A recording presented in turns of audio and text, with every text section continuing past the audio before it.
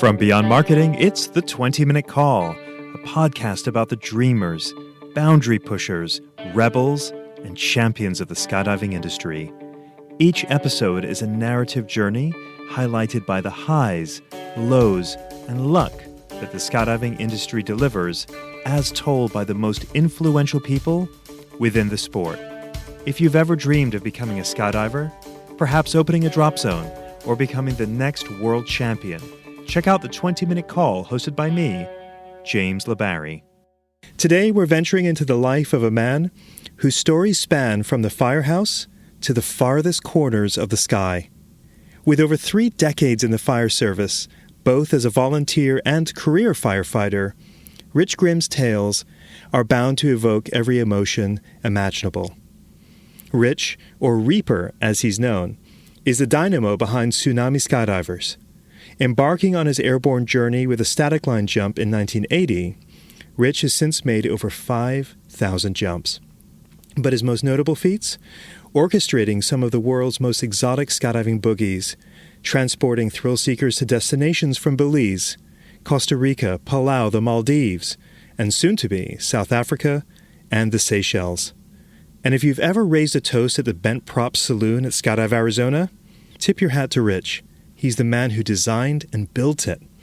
Rich, an American with deep ties to Costa Rica, isn't just about the adventures. He's an author, too. Drawing from his 34 years in the fire service, his narratives are packed with humor, resilience, and the kind of escapades that fuel wanderlust. Today, we'll navigate the chapters of his life, understanding the essence of a man doing things that have never been done before in the skydiving community. Ladies and gentlemen, let's dive in with the ever-inspiring Rich Grimm. Rich, welcome to the 20-Minute Call. Hey, James. I like that dynamo. That's pretty good description. Thank you. Yeah. I felt like it was pretty apt. You're not following rules; you're setting them with your adventures. We have a lot of fun. Well, thank you for joining me on the show. I'm going to do something that I don't normally do. And usually with my guests, I'm very linear. Let's start from the beginning and work our way to present day. I don't want to do that. I'm going to maybe go in reverse today. As a leader of exotic boogies, one of the most iconic and awe-inspiring jumps you've pulled off is jumping into the Blue Hole in Belize. And for those unfamiliar, the Blue Hole is a UNESCO World Heritage Site. So I was curious, Rich. I'm like, you pulled off some big things, but how in the world were you able to get the permissions to jump? I mean, I can't even fathom the red tape. How are you able to pull off such an iconic skydive? Well, first, probably a little background about doing skydiving in foreign countries, and especially countries that have no skydiving. To go to Belize, which was not unlike going to Palau or Nicaragua, places that had zero skydiving, you have to first convince people that, we should be allowed to skydive. So in Belize, it took me 8 trips to Belize over 2 years. And actually an election and a regime change. The one political party went out of power and the new political party came into power. And they changed directors of civil aviation because the previous director didn't know. He didn't know anything about airplanes or skydiving or anything. I think he was the prime minister's cousin, and he was the director of civil aviation. And then when he was replaced, the new director was all about it and was like, "Yeah, let's do it." And they brought in a new minister of tourism who helped us. So it took a lot of politicking. And there's an old skydiver from Texas, Andy Butchko. He jumped back in the 70s and 80s, and he lives in Belize. He's been there for decades. And he knew all of the people in Belize that we needed to talk to, and he put me in touch with people. And basically, it was all about making the political connections. And they agreed to do the first boogie, and the crazy thing was, the first year, they didn't really care if we jumped into the Blue Hole because there were hardly any airplanes that flew out there. So their concern was jumping on the island of Ambergris Caye in the town of San Pedro, where it's very busy with Cessna Caravans and Islanders and 206s bringing people in and out. So the first Boogie took, I mean, it was agonizing to get the permission for the Boogie. The blue hole permission was actually kind of easy. And we jumped at the first blue hole jump, which, I mean, and I just want to tell this story. We were scared shitless going out there. I mean, the blue hole's about 55 miles from San Pedro out in the middle of the Caribbean. You're doing a water landing, you're jumping into a 450-foot deep sinkhole, shark infested in the middle of the ocean. What could possibly go wrong? And we're all jumping our gutter gear, because we're putting it into the ocean. So the first group that we took out there, we did a 9-way. Andy Farrington did the video, and the picture became an 8-way because Splash Robinson, that came with us, tried to do a quick release on his chest strap, and he climbed out front float, and his chest strap came undone. And so he had to climb back in real quick to do it. And I gave the count, and we were gone, and got a great first photo. We landed, and Randy Pacheco, a longtime skydiver and pilot who was on the load, he gets on the dive boat after we get on the boat, and he's like, "I lived, man, I lived." And, we were relieved. And then after that, it sort of grew and has become wildly popular. And we've put, I don't know, I should have kept track. We've put a couple hundred people into the blue hole over the years. But then it started getting more difficult. And there were times when, we've done I wish I had the numbers of how many boogies we've done in Belize, at least about 13 or 14 between big boogies and mini boogies. And it got harder, and then they brought in there was another election, and we had to politic more people, and there was a new minister of tourism that we had to convince. And so, over the years, it's really been a struggle to keep the blue hole open as the regimes change. And finally, I've worked with who's now the director of civil aviation. He was an aviation inspector when we first started, so our relationship goes back 20 years. We actually created the Belize Parachute and Skydiving Association, and we're a legal entity, and we're in the process of being recognized like the USPA in Belize. But it's been quite the process, and seriously a labor of love. But I'm going to go out and say, and for the people that have jumped the blue hole, there's not a skydive like it on the planet, because it's a whole day adventure. And once you land in the water, first, just the flight out in the plane, I love it. And people with thousands of jumps are like so nervous on the way out there. And then we approach it, and I try to spot every load, and I sit in the back of the plane and I watch everyone, and I say, "Okay, guys, we're coming up to the blue hole. Let's look out the window." And everyone's so excited, and we do a loop around it so everyone can see it. And of course, we do a very big and detailed briefing the night before the jump, and again that morning. And as we do the jump, and I've made 15 skydives into the blue hole, and every single one of them, I mean, I'm excited, right? It's like doing your first jump all over again. And you do the skydive, it's incredible. And being under canopy out there is like nothing you've ever experienced. There's one day a few years ago, about 6-7 years ago, it was probably one of the most gorgeous days ever, and I pulled at 13 grand right out of the plane and just hung under canopy and took my time. I was just like trying to just take it all in. It's incredible. But then you get on the dive boat, everyone's excited, and of course I'm also very nervous because I'm worried. We don't want to lose anyone out at the blue hole. And once we account for everyone and we're all safely on the dive boat, I can relax. And then we get scuba gear on, and then we scuba dive it down to 140 feet. Kind of doing Navy SEAL kind of shit there, right? And then we go to this beautiful island that's about 7 miles away, a little island called Half Moon Key. We have lunch there. We do another dive first at a location that's beautiful. It's about an hour drift dive.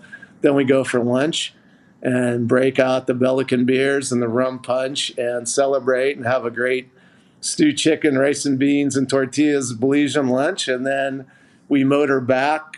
Sometimes it's 3 hours. One time it took us 6.5 hours to get back because the weather came in, and it was that was a most horrible trip we've ever had by boat. But then we get back, and then we've got to wash all the canopies, and so the main and the reserve and the rigs and everything, and the blue hole. So much work for us on the staff end, but for the participant end, I think it's the greatest skydiving adventure on the planet. One thing that I have a tiny bit of empathy on, I've run a decent-sized boogie. That decent-sized boogie is always at the same place year after year. So the variables I know and I can control. When I think about what you're doing, it's insanity to me, right? Like the variables. Mm-hmm. Not to mention I'm from the Caribbean, so I really understand red tape. Right. So I'm just like, man, how are you doing this? So I think first thing is when I think about the logistics of jumping into the blue hole, man, it's so filled with worry. At least if I'm trying to have empathy for you, where the blue hole is 50 miles offshore. You're at a UNESCO World Heritage Site, so like somebody dies, let's say. Well, that's it probably for everybody. You're spotting. You've got all this responsibility. And I'm thinking he's supposed to enjoy the skydive, but the weight of all of making sure that, like I just imagine being under canopy, also just training my neck down, watching to make sure that everybody appears to be swimming after they're landing and no one's like drowning. When I see what you're doing, I'm thinking the logistics, going, how does Rich hold on to so much of that stress? I've learned to manage it, and that's the thing. We were just having this discussion. I was just with some participants up the Tsunami participants up the Lost Prairie Boogie in Montana a couple weeks ago, and we were talking about this. And my job as a boogie organizer, no matter where we are in the world, my job is the participants are paying me to provide a service, and my job is to provide that service with a smile on my face and not show that worry. But the behind the scenes, we could probably do 30 hours of podcast here with what goes wrong behind the scenes. And so the participants really only see what goes right unless something happens at the boogie. So not only do you have the stress of we need to bring a jump airplane in, we need the staff, we need all that stuff. You're really putting your neck out on the line. And at the blue hole, if you land on the coral, they can fine us $20,000 if you damage anything. And we, every year, and I go to Belize a couple times a year, and it's all about the relationships with the government, and it's all about our relationship with the Audubon Society of Belize, who actually manages the blue hole. So yeah, it is a huge undertaking, and to run any boogie around the world, if you're going to do it right, it takes a lot of effort. Matter of fact, right before we came on this podcast, I was sending some emails and some texts about the upcoming Seychelles and South Africa boogies. So it takes a lot of work, but I guess it's a labor of love, and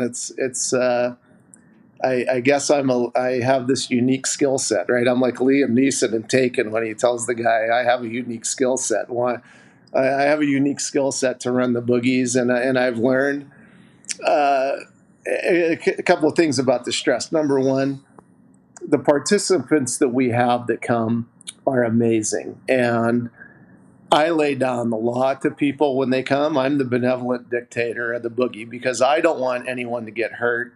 I want you to come to the boogie and have the greatest time, jump with world-class skydivers, land on the beach, drink rum punch, and I want your worst injury to be a sunburned nose and a check quiver light, right? That's what I want. And so to do that, the participants know, and even the new people, we have people that come year after year with us, but the new people, they get it. This is serious stuff because usually we're skydiving far away from help. And my fire department background comes in great for this. We have a whole emergency medical system set up. When we were in the Maldives, we actually had 2 injuries. We did three boogies in a row in the Maldives for 24 nights in a row. And we actually had to put people in the jump plane and take them an hour and 45-minute flight up to Mahe to evacuate them for treatment at the main hospital.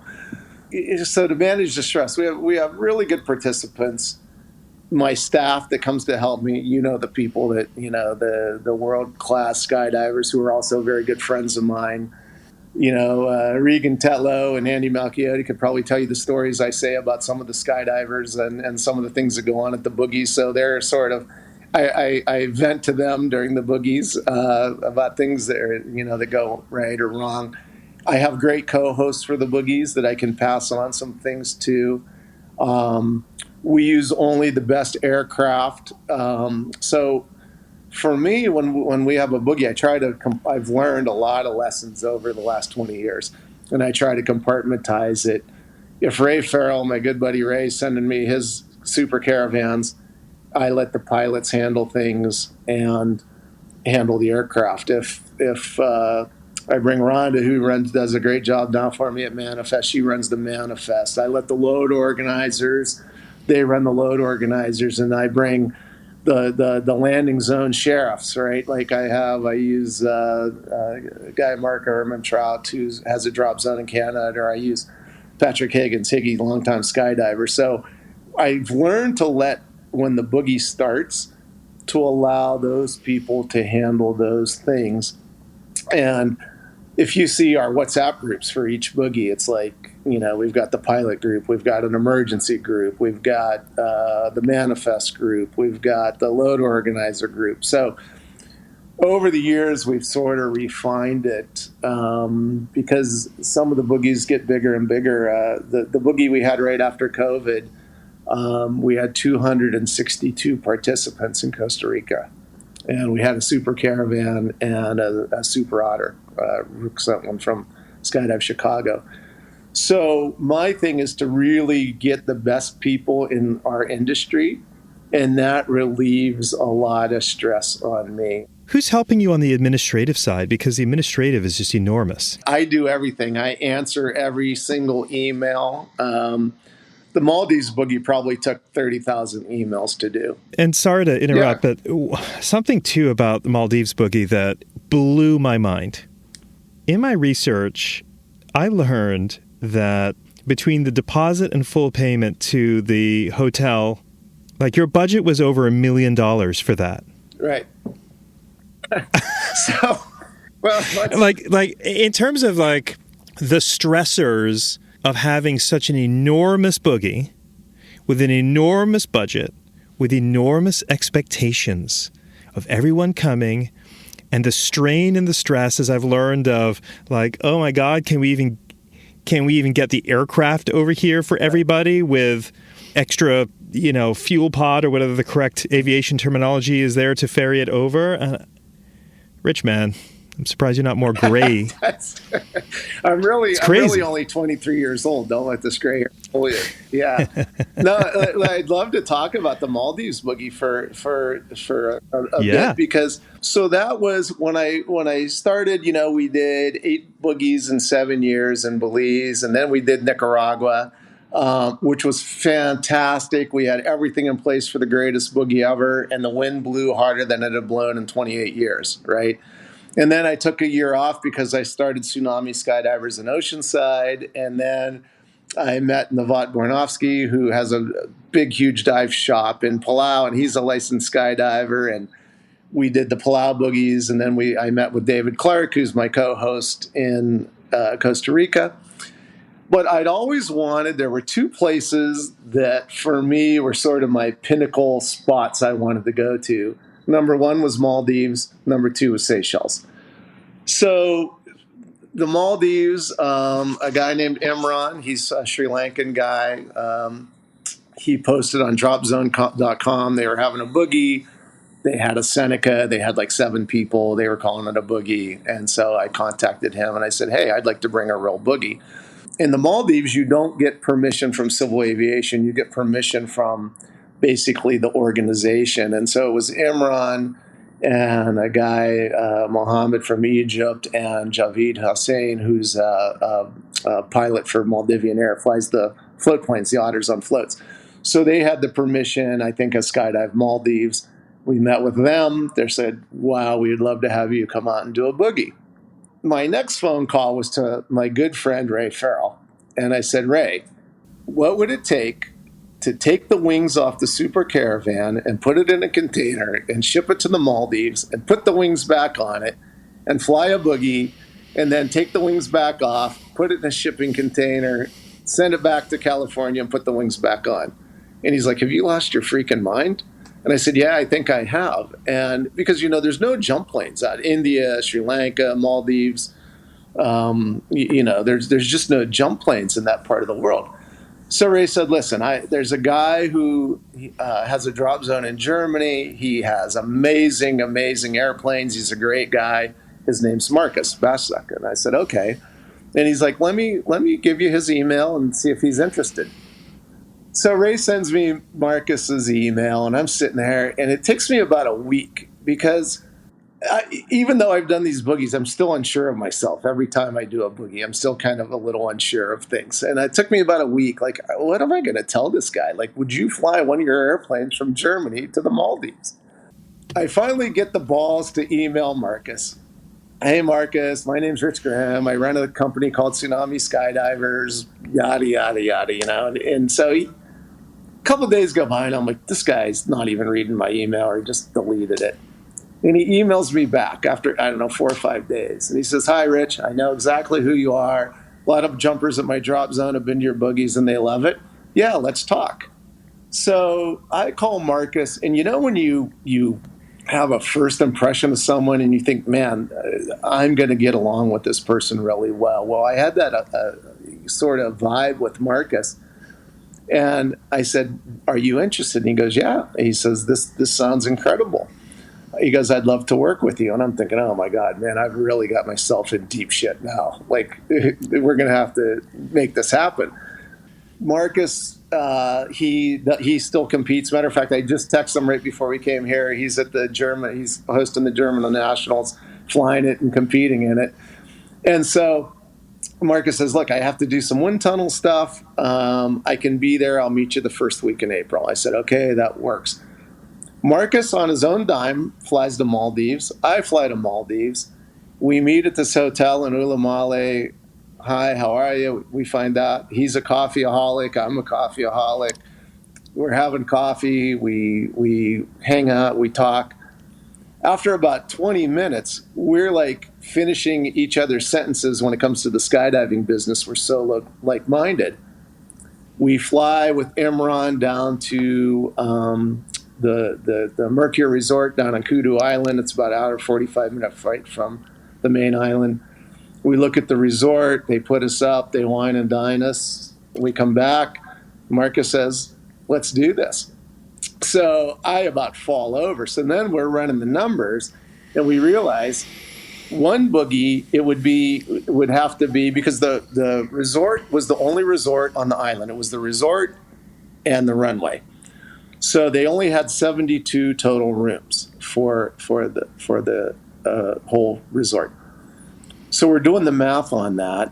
One boogie for like an 8-night, 10-night boogie would have to be almost like $22,000 a person. So 2 boogies, we could get it down, but now we're just going to break even. So we said, do you think we can do 3 boogies? And he's like, do you think you can fill 72 hotel rooms for 24 nights in a row? I said, I don't know. I said, I really don't know. So we agree to do it. I get back home to California. At that time, I was still in, I was in Costa Rica. So now I start calling all my friends. I call Rook Nelson and say, hey, could you bring a group from Skydive Chicago? I call Amy and Sarah. Hey, could you bring the free flyers, from your whole Skydive Arizona crowd? And then because I knew the Tsunami crowd, I knew I would fill that week out easily. So I called every friend. I'm calling the load organizers. Do you think we can do this? So now we've secured the dates, and the hotel says you need to send us $100,000 a year in advance to secure the dates. So I wire $100,000 of my own money to a hotel in the Maldives, hoping that I can fill 72 nights for 24 nights in a row. All right, let's pause right there, Rich. I mean, that is rubber meets the road. You're saying, oh, a little uncertain, every boogie. That is, we're talking serious money. This is serious business. And talk about risk. I'm so stupid. So, I mean, what is the ferry fee of a twin otter from Germany to the Maldives? Well, so we'll get to that. So just the hotel room bill. So I asked the hotel, what's the hotel room bill? $1.1 million. Marcus says, I think the ferry fee is going to be around $70,000 or $80,000. Plus, we had to buy a $25,000 ferry tank with a pump to put in the plane so it could get all the way to the Maldives, right? This is the dumbest idea ever, right? So Marcus buys. I send him the money. He buys this ferry tank. We don't get approval because in Germany they fly. It's not FAA. It's EASA. Is their who the flight rules are. So this thing has to have a TSO on it and everything, or whatever. So just the paperwork. Marcus fought with the company and to get it certified to even use in the plane, right? And we got that about a week before he was leaving to fly from Germany to the Maldives. And then I opened it up for sales, right? We called week 1 Atollapalooza. That was all the free flyers and the Skydive Chicago people. Week 2 was the regular Tsunami crowd that is always there. We called that the Pro Tanning Tour. And then week 3, we called Mayhem in the Maldives. And that was just going to be filled with whoever we can find to fill that, right? And we brought a bunch of wingsuiters. So Marcus gets the fuel tank. We get the Boogie. We start selling the Boogie. Tsunami week sells out in 20 minutes. I don't have enough rooms for all of my friends that want to get into the Tsunami Boogie. I hire a 110-foot sailboat to come down and moor off the island so I can put all of the staff there, about 30 of us on the sailboat, so I can free up rooms for participants. So the staff stays on a sailboat for Tsunami Week. Then I opened up week 1 for Atollapalooza. That sells out in about 3 days. Week 3 took about 3 to 4 months, and I was worried, but that took about 3 to 4 months, and we finally sold out every single room for 72 nights. If you're a DZO or DZM listening to this podcast and you're not using Burble, I've got a question. Why not? If the reason is price, what's the cost of your time? Other booking and manifest softwares are a one-size-fits-all. Burble was built from the ground up by a DZO for DZOs to maximize efficiency. Now, isn't that nice? There's no software that compares. Choose Burble. Burble. Here's another thing I want to understand is your wife. Like, does your wife think that you are crazy? Yes. Like you're fronting so much of our nest egg, our money. Right. And Rich. Yeah. Listen, and this is a point I wanted to make. When you run boogies at this level, you have to have the support of your family. And my wife's there, and she thinks I'm, off my rocker half the time. The ideas I come up with. We rolled the dice, but you know what she told me? She says, if anyone in the world can do it, you can do it. Right. And she was there. And so she runs all the accounting for me because I'm terrible at that stuff. So, she runs the numbers and sees what works. And yeah. It's amazing. I can't, on the flip side, I can't imagine being the hotel of going, we got this American guy who's got this idea to sell out our entire hotel for 3, like you are the dream. Right. For the hotel manager, like. Right. And no one had ever, I don't think anyone in history has taken every room of a resort for a month. I don't think anyone in the history of the Maldives has done that. And I can't, impress upon the listeners, I'm so fortunate that I have people like Marcus and the people that have sent me aircraft and the staff that, will follow me anywhere, but the participants. Because these boogies aren't about me. The Maldives boogie wasn't about Rich Grimm. The Maldives boogie were about the participants. Every boogie is about the participants. I'm just the glue that keeps it all together, and the guy that comes up with the crazy ideas. But I am so fortunate that people put their faith in me, and I work so hard. If I'm going to take in $2 million for a boogie, people are going to get $4 million of effort out of me, and I think that's why I think, they're all saying the only thing harder than getting to the top is staying at the top.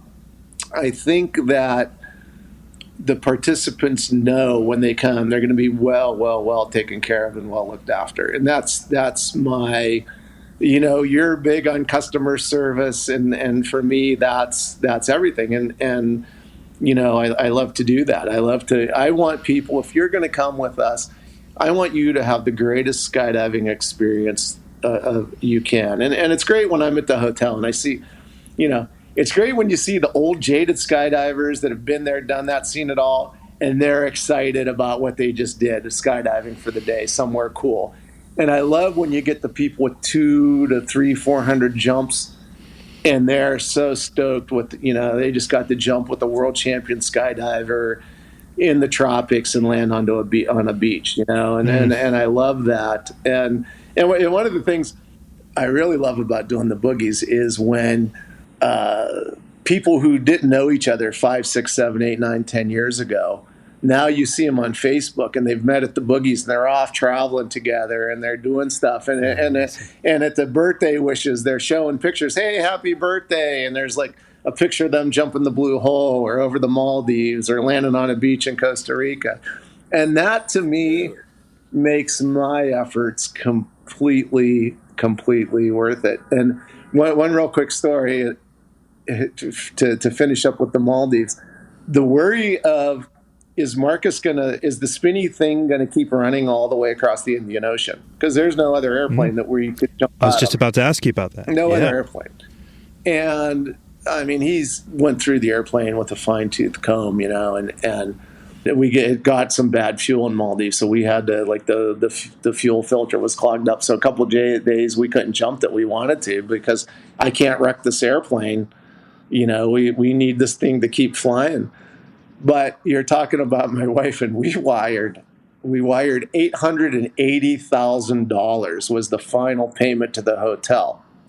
And we wired it, and I asked the hotel, did you get the money? Is it in your account? No, it's not in the account.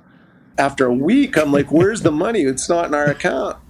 And I'm thinking, in the parent office for the hotel is in Singapore. And I'm thinking, oh my God, like, we missed one number, and some fisherman in Singapore just has $880,000 in his account. Finally, our bank tracks it down, and it was a mistake on their end, but we were missing $880,000 for about a week and a half. Who was more stressed, the hotel manager or Rich Grimm?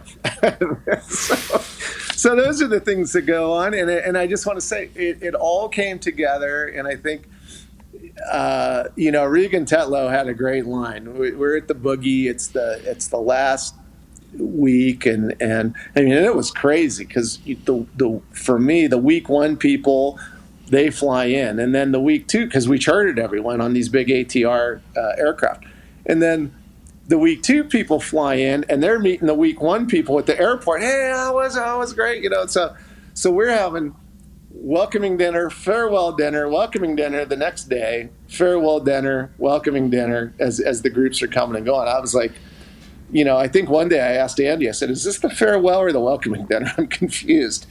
But Regan had a great line. He said, Rich, let me tell you. People are going to say, were you at Woodstock? No, I wasn't at Woodstock. Were you at Live Aid? No, I wasn't at Live Aid. But I was at the Maldives Boogie. And so, it was successful. And And Marcus has agreed we're going to use his aircraft for the Seychelles. And I can't do these boogies without people like the Farringtons, the Knatzers, the Ray Farrells, the Marcus Bastocks. These people put their faith in me, and with my co-hosts that I use in the country sometimes. Like I said, I'm just the glue that keeps it together. There's so much that goes on behind the scenes. It's unbelievable. As you know, just running a drop zone at a regular airport where there's fuel, and we've had issues where we can't have we don't have a fuel truck. We've got the airplane broke. We need it fixed. We had someone breaks their femur. We got to get them to the hospital. Maybe my next book that I'm going to write is, don't ever be a boogie organizer. I was just going to say, when you write that next book about this chapter, I'm buying it. Okay, good. I'm buying it. By the way, what is the routing of a Grand Caravan flying from Germany to the Maldives? How does that actually go? I think he went Germany, Cairo, Djibouti, Maldives. Wow. So now you're working, has another thought. When I think about the boogie I used to run, which was called Carolina Fest, at the end of the week, I was exhausted. The days were so long. And maybe through a very challenging week on one of the years, I might be like, I don't know if I want to do that again. And that's where the variables I can control. You, on the other hand, I just think, wow, have you ended an event and going, I don't know if I want to do that again? I have a number of times. At Boogie in Belize 2, so my second boogie, we had a wingsuit fatality. It ripped my heart out. Great guy. And then I've had boogies where, I say all the time, I have a love-hate relationship with skydiving and skydivers. I don't know how anyone that's been a DZO over 10 years hasn't murdered someone already. We've pretty much weeded the asshats out that used to come to the boogies. But there's been boogies where it was either so much work or something happened or, that kind of stuff. And then I get home and then I sleep for a week. After Maldives, I think I slept for about a month. I took the phone off the hook. And then I get renewed, and since I retired from the fire department back in 2010, I'm a shitty golfer. So what else am I going to do with myself, right? But I'm getting to the point where I'm probably going to slow down the big boogies soon, where we have 150, 200 people. And I'd like to go to maybe some smaller invitational boogies. Recently we've been doing 2 boogies a year, and we bring about 36, 40 jumpers to Belize to jump the Blue Hole. It's a 1-jump boogie. And everyone comes to Belize. We stay in San Pedro. We have a great time. We jump the Blue Hole. And then we do a rum punch golf cart tour one day, and it's really a lot of fun. And those are the kind of things that I really enjoy. So I'm thinking about slowing down, 2 or 3 years, maybe more. But you're saying that in the midst. Like, let's put this comment that you're telling me in context of you're in the midst of not doing one major boogie in Seychelles, but another major boogie, in South Africa. Not even like 2 boogies back to back in the same place, but 2 different sets of crazy logistics. Well, so that that's it. Okay, huh? So this is when you talk about boogie prep. So the Seychelles, and I work with Gabor and Francesco. They're out there getting their drop zone started in Seychelles, so they're my host for there. So they're doing a lot of the groundwork, which is fantastic for me with the civil aviation. Marcus is going to bring his super caravan, which is a beautiful airplane. We've got the usual amazing staff coming. We've got a lot of the regular Tsunami participants. And it blows me away. We have a lot of people that are doing both boogies, which is crazy. And then 2 weeks later, we're going to South Africa, and I'm working with Billy Sharman. He's the DZO of Skydive Pretoria. He's going to take his PAC 750. We're going to start in Cape Town. We're going to make a jump into a winery, and then we're going to take these luxury buses, and we're going to go to Plettenberg Bay. We're going to do a day of beach jumps, and then we've rented out, and I think that bill is just about $500,000. We rented out Shamwari Game Reserve, which is a 5-star game reserve with all the big animals and everything. We rented that out. So then we're going to do 2 days of jumps in Shamwari and then go on the game drives and stuff. So that's logistic. And yesterday we just had a 2.5-hour chat with Billy, and we're working with tour guides there, Grimm and Stephanie. So, we're still, and we still haven't come up with every little minor detail sorted yet, but we're almost there. So I imagine when you are unfamiliar with these places, there's got to be a little bit of a fear of the unknown. Like, have I checked everything? Because I don't know what I don't know. I mean, you can't know everything. Right. And you got to rely on the local people. My wife and I are actually flying out to Seychelles in a couple of weeks. We're going to go out there and spend a week. We're going to meet Marcus. We're going to go to Civil Aviation and check out the hotels and do some stuff there to lay some groundwork. I'm putting all my faith in Billy and Graham and Stephanie. That's their business, being tour guides in South Africa. There's no way I can go to every spot in South Africa and see where we're going to go for the boogie. That eases the worry. The other aspect is you've built this brand that represents excellence. And as you said, when you get to the top, it's always hard to stay. And a big piece of maintaining this brand is this trust and partnerships. These guys are all doing their things in their respective countries, but will they do it to the Rich Grimm standard? I mean, that's just what I'm imagining if I'm Rich Grimm. That's the first conversation is we have a standard that has to be met. And everyone understands that. And I actually had Billy came to the Costa Rica Boogie this year to see how I run things, and Francesco and Gabor, they came this year, although Gabor had been to Belize 1 year, which is funny because on his very first jump, he almost landed on top. Gabor almost landed on top of the Packers, and I yelled at him. So it's pretty funny that now we're working together. So those guys came, Gabor and Francesco, his partner, they came to Costa Rica to see how I run things and see the standard that there is and the level of customer service and also the fun stuff. We have the golf tournament, and when we do it in Costa Rica, we have a little 9-hole best ball golf tournament. And of course, one thing that's grown, I think some people come just for our nightly poker tournament to win the poker bracelet instead of the skydiving.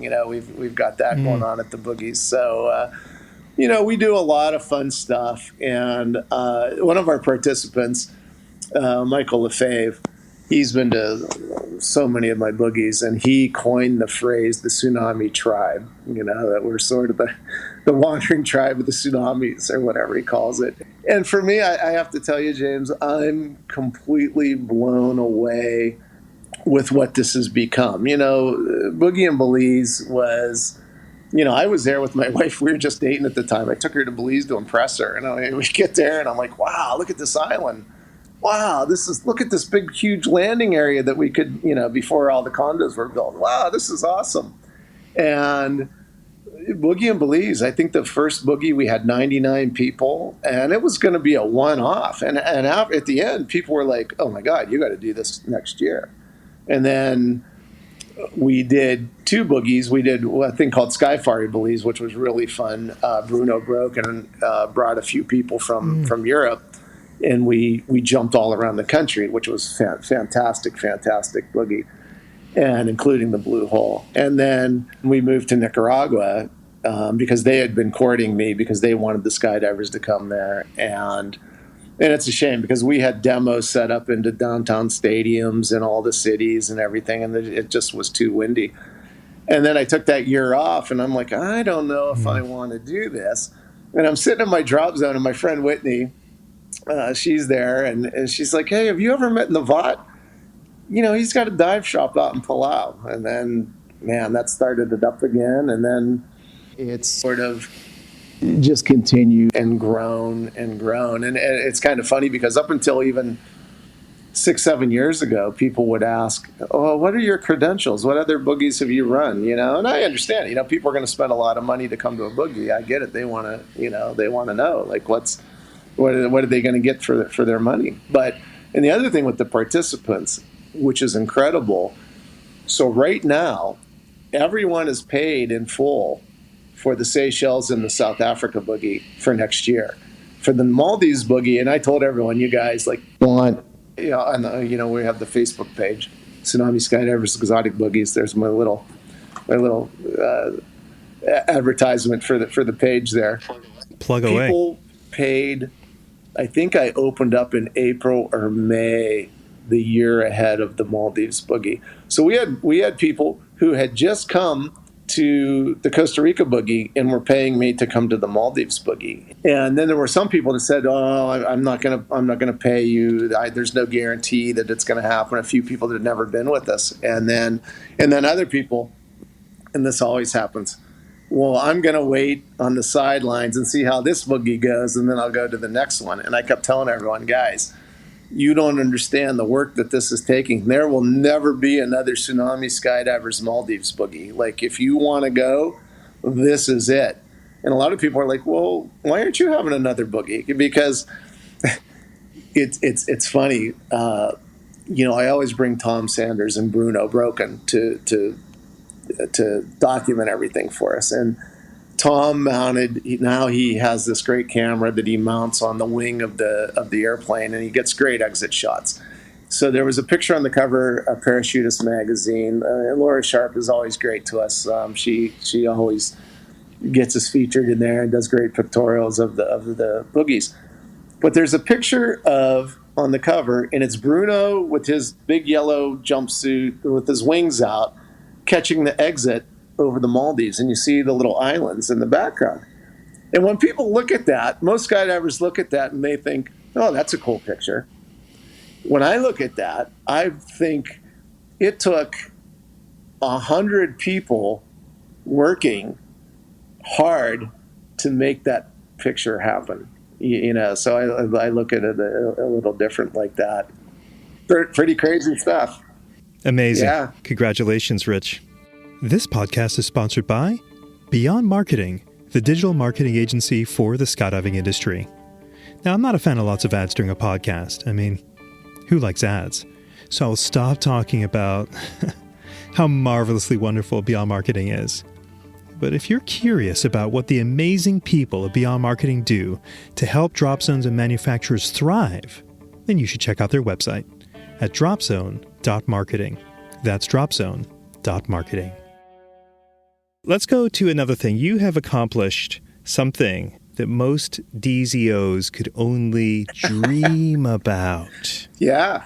And that is selling their drop zone. We had the drop zone for a few years going in Oceanside, California. And so it's now called Go Jump Oceanside. I started that from scratch. That drop zone was not in existence. You didn't buy it. No, it was not in existence. Let's hit that for a moment. Why did you decide to start a drop zone there? First of all, why did I just decide to start a drop zone? What a stupid idea that was. I always wanted. I fly helicopters. I haven't flown in a long time, but I used to fly as a hobby and just have fun. And I used to take the helicopter down there and land once in a while and get fuel. And I was like, man, this is a great airport. It's a mile from the beach. I bet the view here is fantastic. There was an old-time skydiver, Rocky, and his wife. They had a little 182 operation there. They did some tandems. There was no fun jumping, just tandems.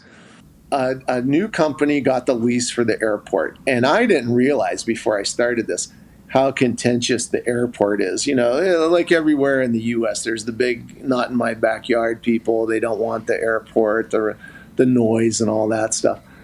Basically, I went down there and talked to the new management company, and they're like, "Yeah, it would it'd be great to have you. That'd be great." And then the city fought us for 2 years because they were adamant that we needed a conditional use permit to skydive at the airport. And we're like, "No, it's an aeronautical activity." So after multiple meetings and the city attorney was like very angry about the whole thing. And when I realize it's because they get these anti-airport people that come to every city council meeting and raise hell, and the mayor and the council people were sick of hearing from people. They wanted in and out of the airport because they didn't want more phone calls. I worked with Randy Ottinger, who was USPA's Director of Government Relations, 2 years, and man, did he educate me. I hired 2 different lawyers, and we prevailed, and basically we threatened to sue the city and federal, and I had my business license in the mail a couple days later. It's a great place to skydive. The weather's beautiful there. It's much cooler than jumping at Elsinore or Paris, and nice little 5-mile-an-hour breeze coming off the ocean. We just had this cool little boutique drop zone, and yeah. Oh, and then selling it. Yeah. I knew my good friend Kyle, longtime skydiver. He said, "Hey, I heard you're thinking about selling the drop zone. Do you know Mike Vetter?" I'm like, "Yeah, I know Mike Vetter from way back in the day. We were on some big waves back at the old Skydive Arizona days when I owned the Bent Prop and lived out there." Mike showed up and we talked a little bit, and maybe took a year negotiating, and like Ray Farrell calls it, where I'm a recovering DZO, like he is. How many years did you own the drop zone? Just over 4, I think. Okay. And what was, 4, that's awesome. That's a great time to get in and get out. What was your most challenging day as a DZO? We had 3 injuries that required helicopter evacuation. Those were the 3 most challenging days. And your best day? Every day no one got hurt was the best day. And what did they say about owning a boat? The happiest day is the day you buy it, and then your next happiest day is the day you sell it. What about the DZO experience surprised you? Like, why, you're saying, why did I start a drop zone? What about it that did you not anticipate that you were so happy that you sold it? The biggest joke in skydiving is, hey, I'm going to start my own drop zone and be a DZO and only work on weekends and make as many free skydives as I can. So I had been doing the boogies, had prepared me for being a DZO pretty well. I have some really good friends who I relied on. One of my best friends, my brother from another mother, Lyle Waddell, had a drop zone in Edmonton, Skydive Eden North. Ray Farrell, who provided me with an airplane. I mean, he's done everything in skydiving on the business end and the skydiving end of things. So I had a lot of really good advice going into it, and I think what kind of surprised me the most was how unorganized the FAA air traffic control system is, and how they don't work with the FSDO very well. The biggest agony and the biggest headache that we had with air traffic control, and I had some very, very heated, contentious moments in meetings with them. They cleared a SkyWest commuter into Carlsbad Airport, and it flew right over the drop zone when we had a load of tandems had just gotten out. When I called, I had them on speed dial, and I called them up and I said, "Hey, what the hell's going on? You just cleared an airplane through on the VOR Alpha approach, and we had parachutes in the air." And the guy laughs, "Oh, yeah, we forgot, sorry." And I flipped. And so my biggest battles were with air traffic control on almost a daily basis. And finally, we brought the controllers up, and we took them for rides in the airplane, and we showed them. And, these controllers thought, we're like World War II, we're in the Normandy, where round parachutes are spread out from the beach all the way inland to Escondido. And when they looked at it, they're like, wait, this is the only bit of airspace that you guys use? This is nothing. This is not what we thought it was at all. So it took a lot of work and effort to get and again, Randy Ottinger, man, at USPA. Without him, I would have lost my mind in government relations, and he got me all the right phone numbers to call and people to call and to deal with. But yeah, just air traffic control was the thorn in my side. There are many fun jumpers who get angry at the drop zones that they're at, not knowing, I having lived the experience of running a drop zone, people question your decision making. Right. But they don't have a full understanding of the picture of the financials, certainly, and the decisions that you make. I mean, I think that many skydivers think that DZOs or DZMs are kind of idiots. And so as a result, they go, I'm going to go do this myself. And then it's like, oh yeah, there's more to this than meets the eye. If for those that are listening, if there's anyone that's thinking about starting a drop zone and they came to you, what advice would you give them? It's funny because people call me all the time. They want consulted on either starting a drop zone or running a boogie somewhere in the world. And usually after about 5 minutes of the phone call, and I lay it out to them, they usually are like, "Oh, dude, that's like way too much work," right? The situation, you have to do it with the right mindset. The local leader of the Airport Pilots Association was our biggest arch enemy.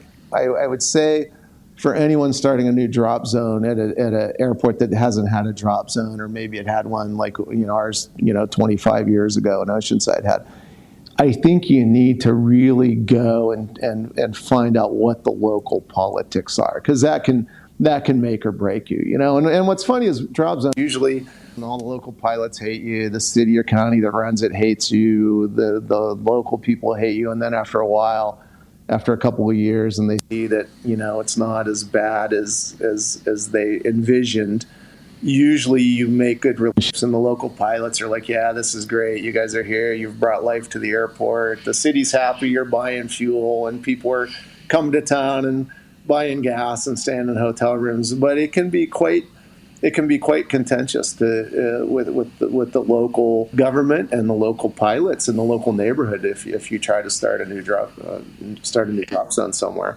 In my research, Rich, I was amazed to learn, I had no idea that you designed and built the bent prop at Skydive Arizona. Another one of my dumb ideas. No, that was great. So tell me about that. I had wanted to always own a bar and restaurant, and I used to go to Skydive Arizona and jump all the time, and they wanted a bar and restaurant, and it seemed like a good thing at the time. So I teamed up with Sissy, who was her and her mom ran the little drop zone cafe that used to be there in a trailer, and my friend Little Man, Ken Jacobs, he's a skydiver from Calgary, a very good friend of mine, and we teamed up. And a little fun fact, one of my best friends from high school owns a steel company in Pennsylvania, and I sent him the design, and he sent us all the steel, and it kind of went to the bent prop showed up on a flatbed trailer.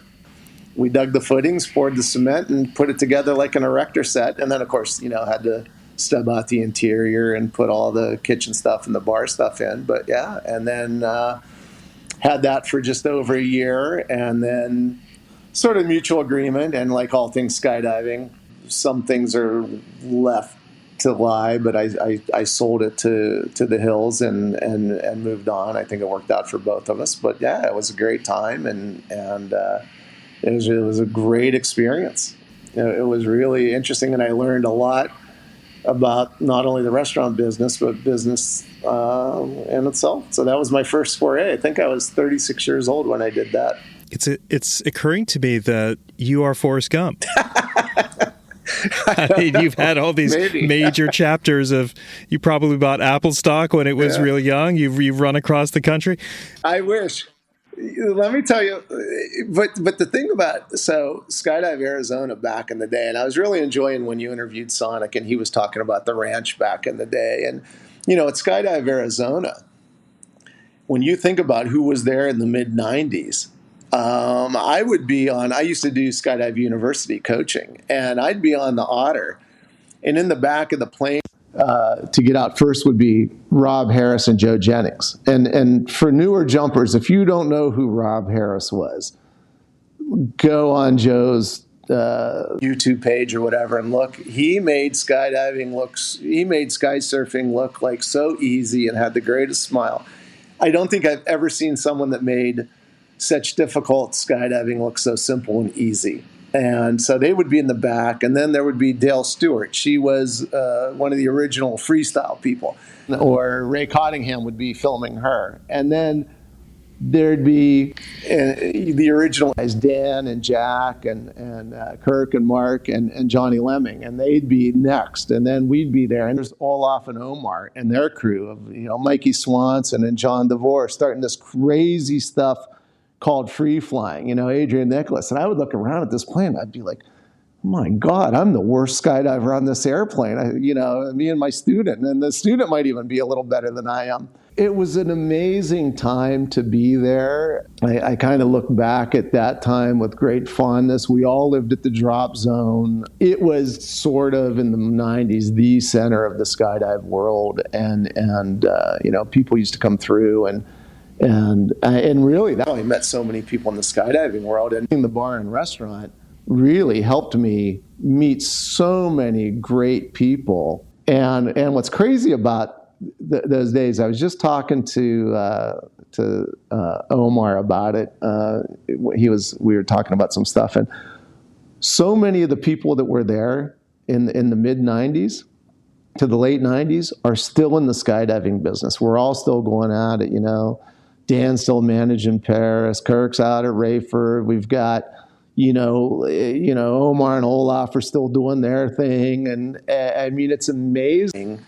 Johnny DeVore is running in the Red Bull team. Mikey Swanson's still at it. So it's kind of cool to see that all us are still going at it, in the skydiving business. It's pretty cool.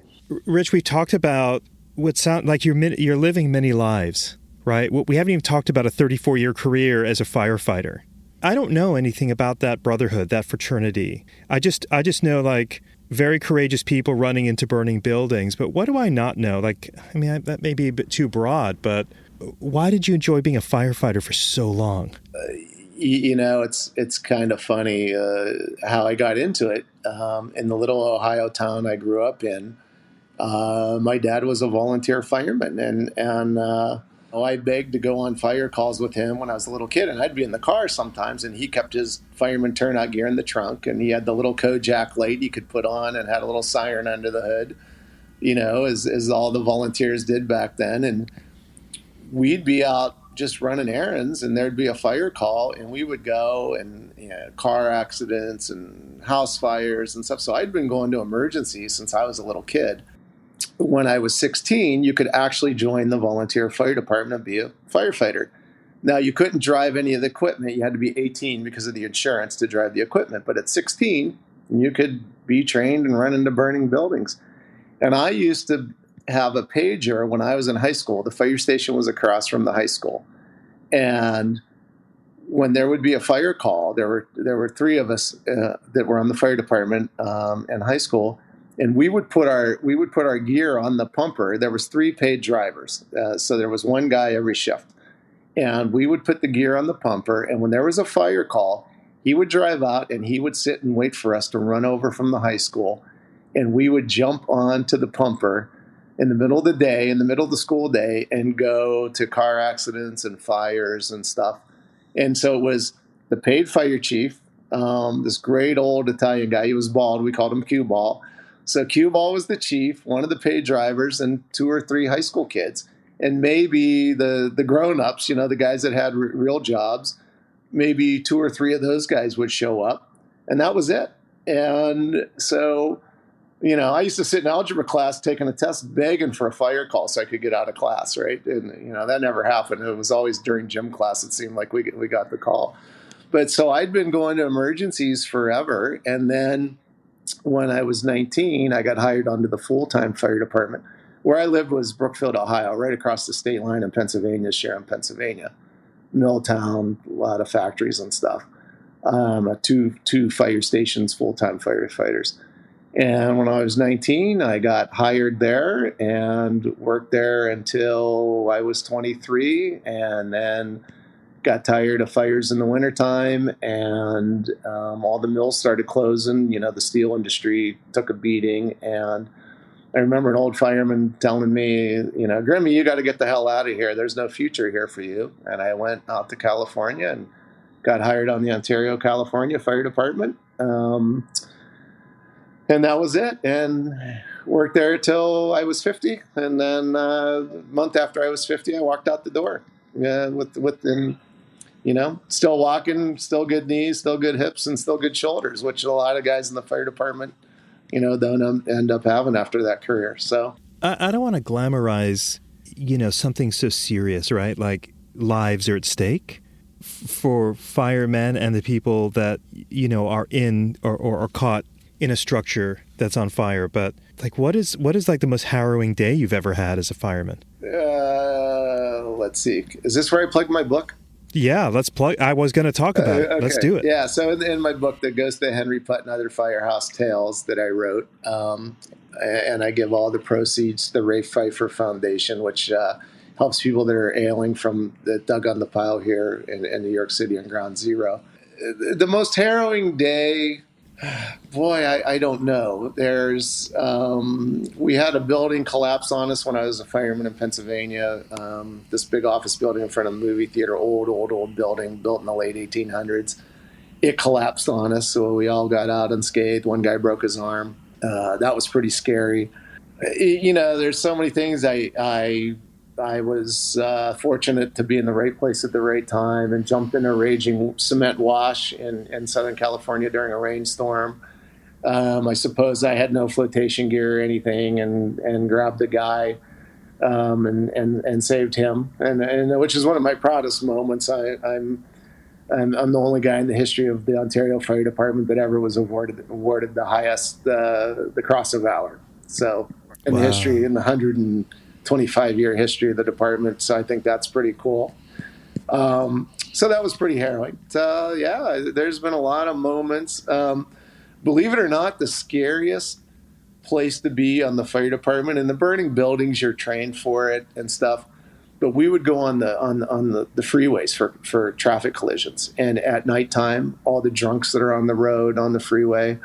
And my job on the department, about the last 15 years, I was the tillerman. I steered the back of the hook and ladder, and we would pull in behind the pumper that had the paramedics, and we would pull in and angle the tiller truck and park about 100 or so feet back, so in case we were rear-ended. Because the scariest place to be was being on the freeway at night, cutting someone out of a crash car, working on someone in a crash car, because people just didn't slow down and they're flying and drunks. And we had a brand new pumper. We'd had it for 3 shifts, and a drunk driver hit the back of it right after the paramedics had just gotten the gear out of the compartment. The guy ran into that side and actually killed himself and wrecked our brand new pumper. So, and we'd had guys hit by cars on the freeway. So believe it or not, being on the freeway in Southern California is probably one of the scariest, harrowing places to be.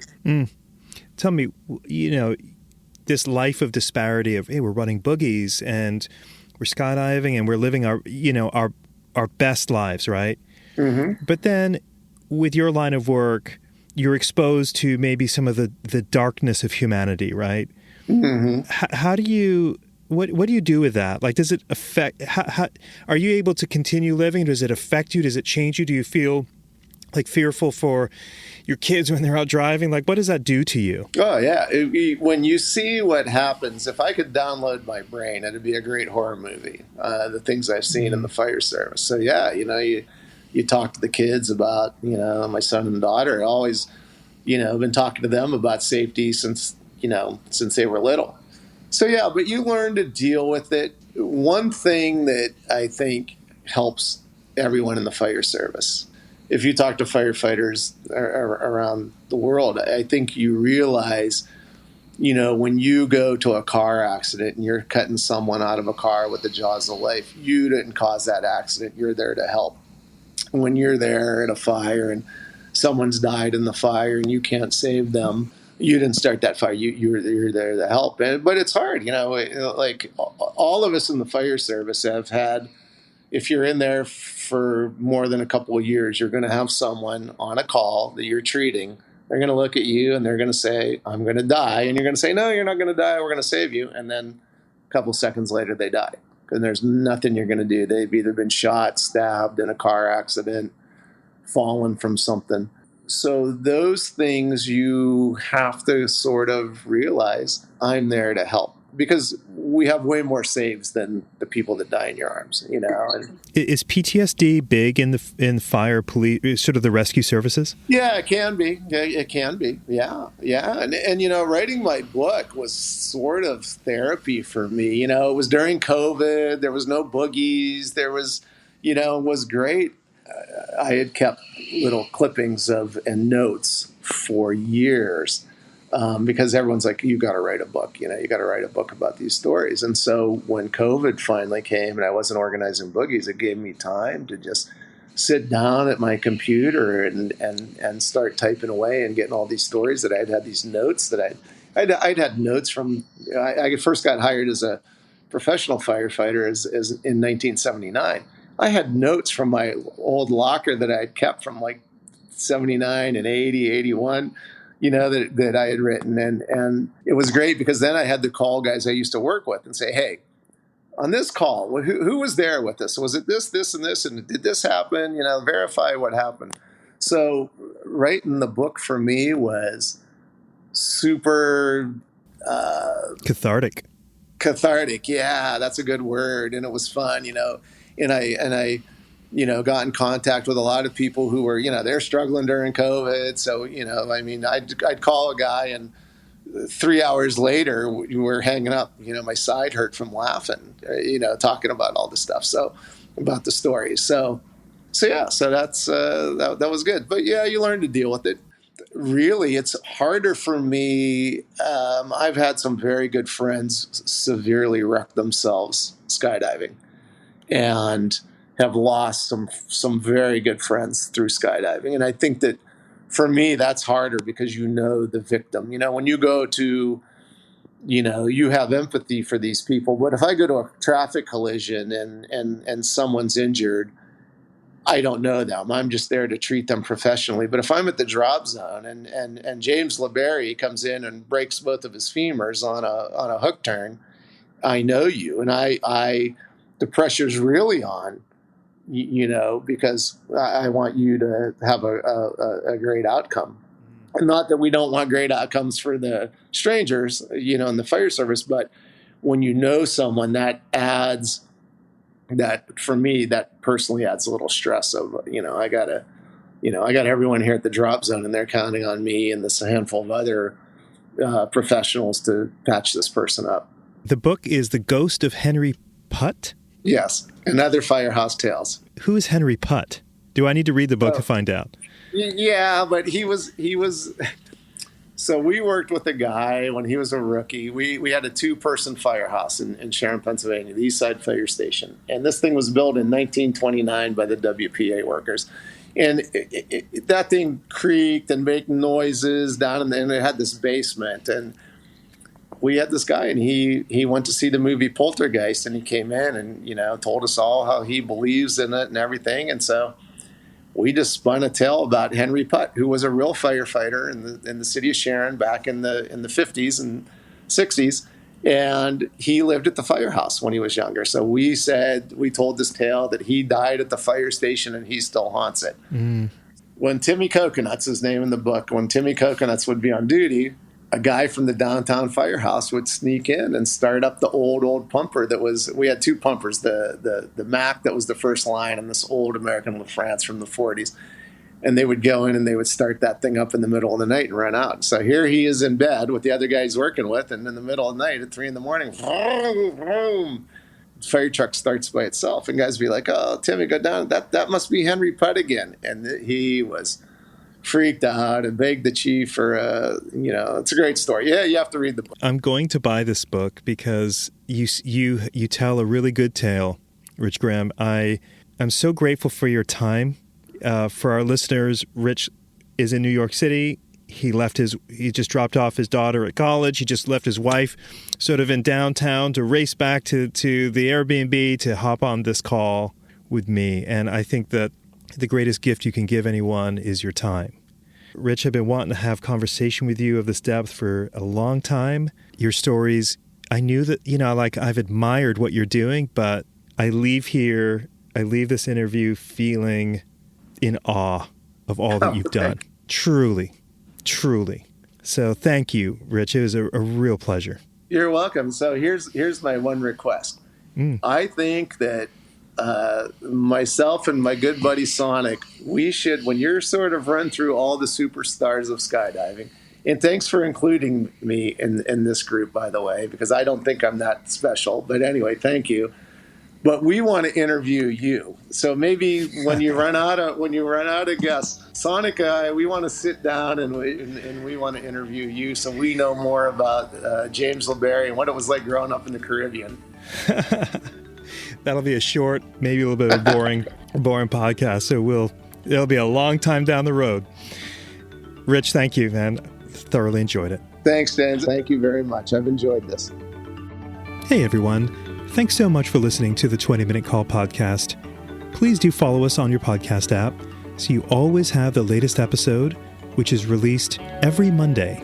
If you want to contact the team, our email address is podcast@beyondmarketing.xyz. This episode was edited and engineered by Garnet Znydrick of the YouTube channel Blue Skies Fun Days.